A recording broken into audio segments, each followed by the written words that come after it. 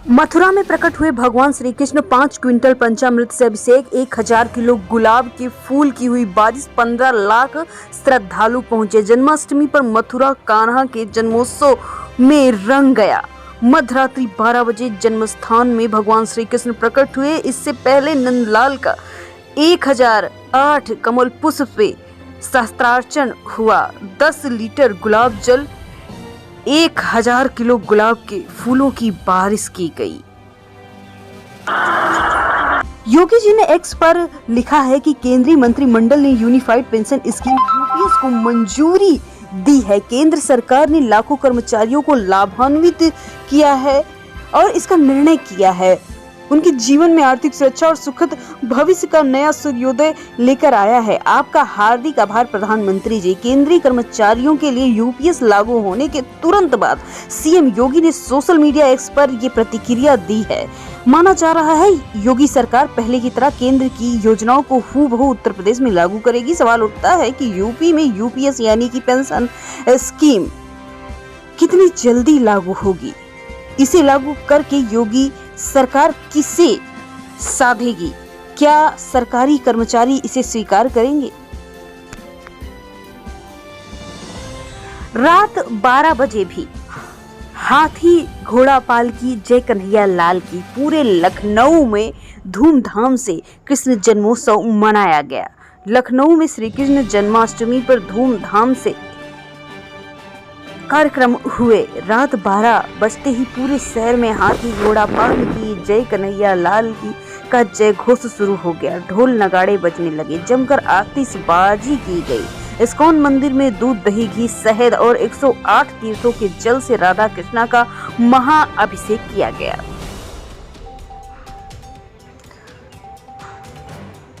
उनसठ 6000 शिक्षक भर्ती में आरक्षित वर्ग के अभ्यर्थियों का धरना जन्माष्टमी के दिन भी जारी रहा।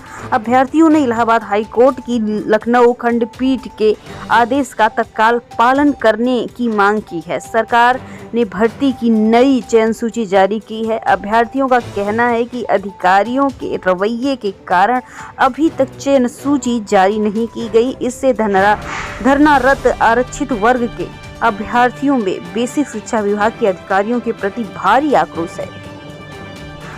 आगरा में सीएम योगी बोले, बांटेंगे तो काटेंगे।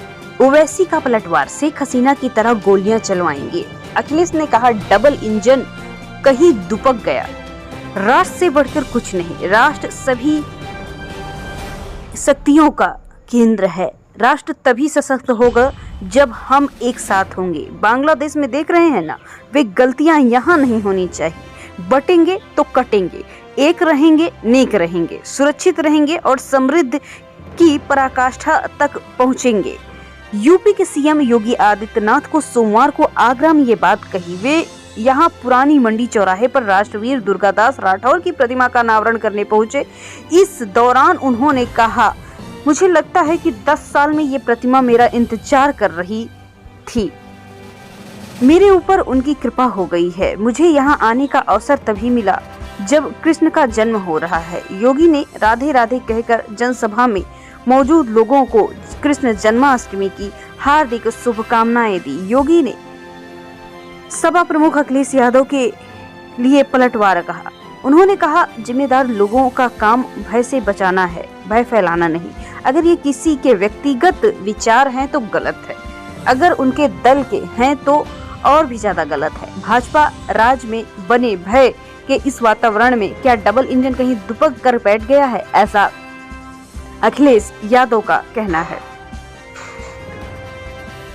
लखनऊ में तिरंगे के साथ निकला चहल्लुम का जुलूस। हजरत इमाम हुसैन का ताबूत चूमते नजर आए लोग। 1 क्विंटल ड्राई फ्रूट से बना था आलम। लखनऊ में मुहर्रम के 40वें दिन 5 किलोमीटर लंबा चहल्लुम का जुलूस निकाला गया। ये चौक स्थित नाजिब शाह इमामबाड़ा से दोपहर 3 बजे निकला, जो शाम 7 बजे तालकटोरा स्थित करबला पहुंचा। जुलूस में हजारों संख्या में लोग शामिल थे।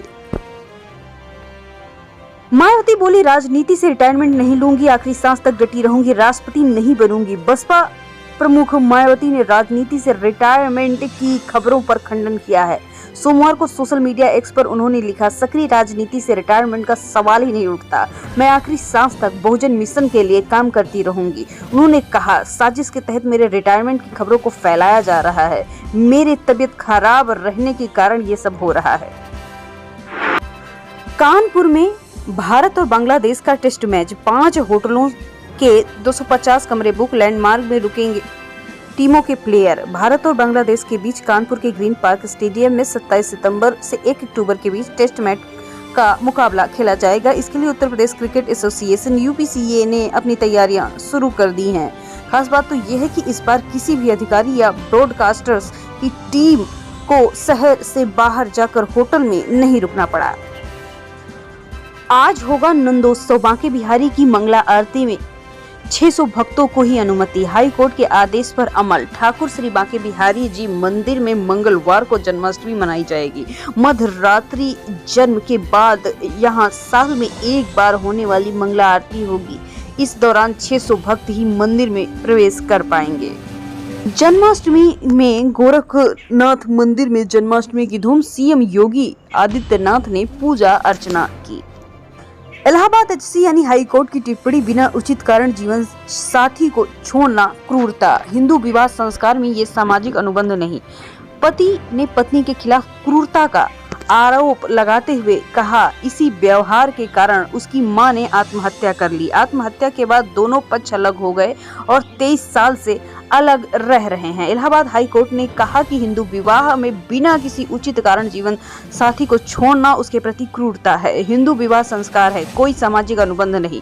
ऐसे में उसे छोड़ना संस्कार की आत्मा और भावना को खत्म करना है। न्यायमूर्ति सौमित्र दयाल सिंह और न्यायमूर्ति D रमेश ने 23 साल से पति से अलग रह रही अभिलाषा की अपील को खारिज कर तलाक को बरकरार रखा।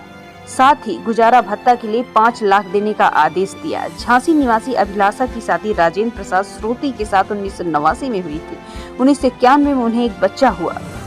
दोनों बच्चे शादी के कुछ साल बाद अलग हो गए, फिर दोबारा साथ रहने लगे। दोनों 2001 में अलग हो गए। इस पर पति ने पारिवारिक न्यायालय झांसी में तलाक का वाद दाखिल कर दिया। मानसिक क्रूरता के आधार पर कोर्ट ने डिक्री प्रदान करते हुए विवाह को भंग कर दिया। इस आदेश के खिलाफ हाई कोर्ट में पत्नी की अपील दाखिल की गई।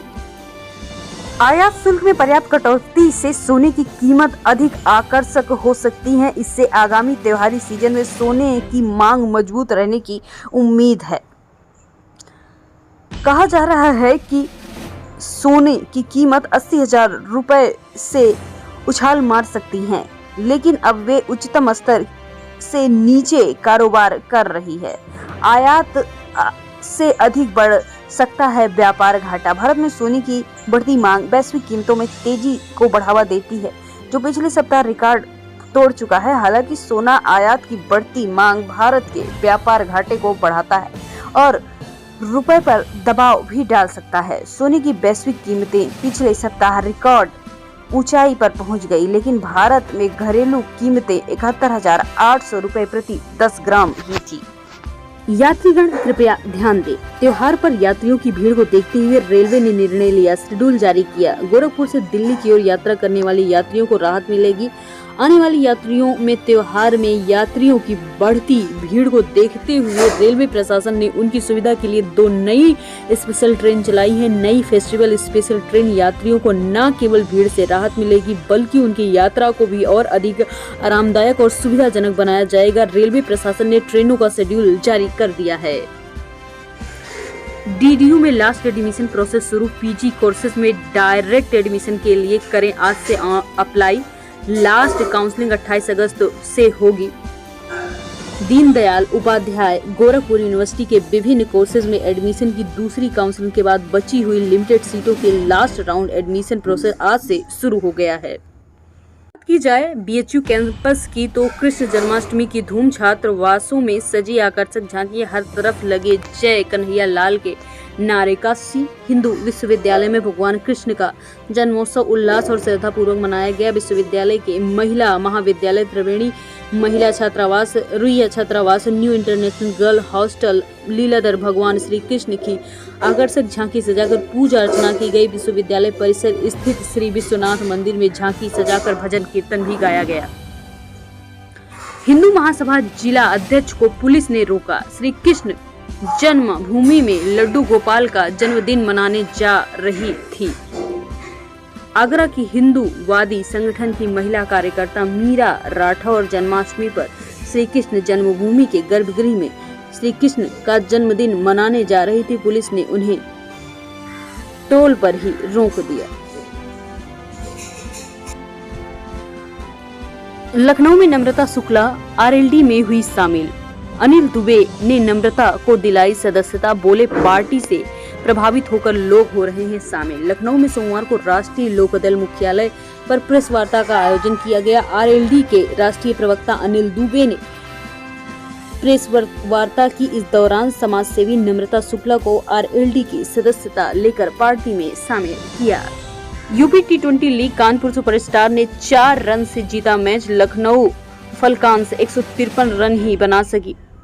सीएम योगी ने क्रिकेटर रिंकू सिंह को दिया ऑटोग्राफ। लखनऊ के इकाना क्रिकेट स्टेडियम में यूपी टी20 क्रिकेट लीग के दूसरे दिन 2 मैच खेले गए। पहला मैच गोरखपुर लायंस और नोएडा के बीच। इस बीच में गोरखपुर ने नोएडा को 91 रन से हरा दिया। दूसरा मैच लखनऊ फाल्कन्स और कानपुर सुपरस्टार के बीच खेला गया। कानपुर ने लखनऊ को 4 रन से शिकस्त दे दी।